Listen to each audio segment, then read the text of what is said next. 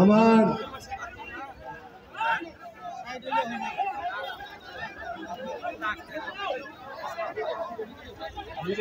বাপিদা বাপিদা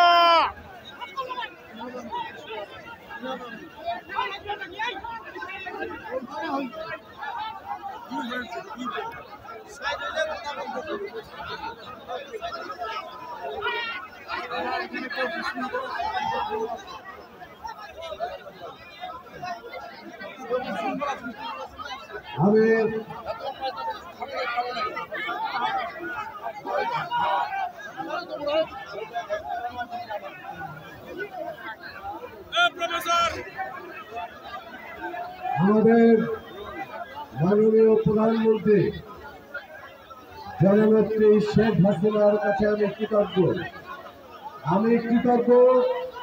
আমার প্রিয় মাটি, আমার প্রিয় এলাকা বীরগঞ্জ কাহারোলের লক্ষ মানুষের কাছে আমি তাদের কাছে আমি কৃতজ্ঞতা জ্ঞাপন করছি। আপনাদের সমর্থন, আপনাদের ভালোবাসা, আপনাদের মমত্ববোধ আজ আবারও দ্বাদশ জাতীয় সংসদ নির্বাচনে মাননীয় প্রধানমন্ত্রী জননেত্রী শেখ হাসিনা আমাকে তার মনোনীত প্রার্থী হিসাবে এই এলাকার মানুষের সেবা করবার জন্য, এই এলাকার উন্নয়নের জন্য তিনি আবারও আমাকে মনোনয়ন প্রদান করেছেন। আমি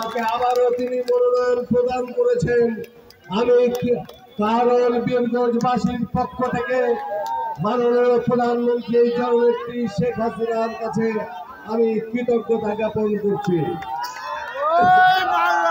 আমরা মনে করি আওয়ামী লীগ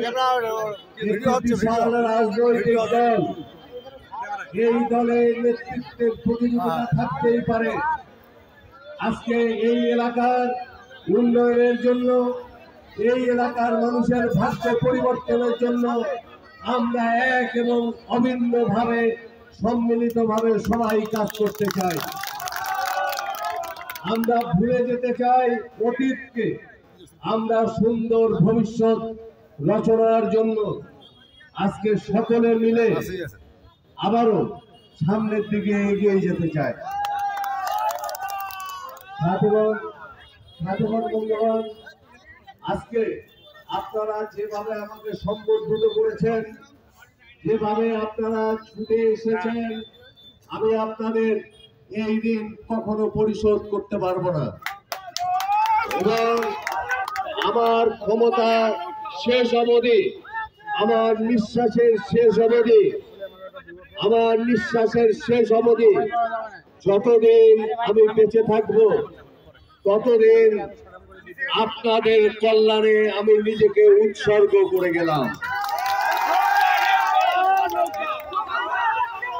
আমার প্রিয় স্বর্ণগণ, আওয়ামী লীগের যে নেতা কর্মীরা আজকে ছুটে এসেছেন, বাঁধ ভাঙা স্রোতের মতো যেভাবে ছুটে এসেছেন, আমি আপনাদের এই ঋণ কখনো পরিশোধ করতে পারবো না।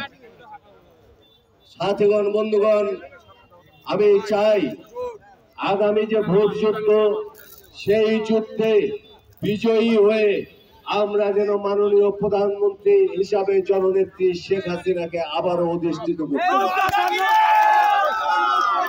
কারণ দেশে শেখ হাসিনার বিকল্প এখনো গড়ে ওঠেনি। শেখ হাসিনার বিকল্প কেউ নেই। কাজেই এই উন্নয়নের ধারাবাহিকতা বজায় রাখবার জন্য আমাদের মাননীয় প্রধানমন্ত্রী জননেত্রী শেখ হাসিনাকে আবারও আমাদের প্রধানমন্ত্রী করতে হবে। আর এই পশ্চাৎপদ যে আমাদের এই এলাকার মান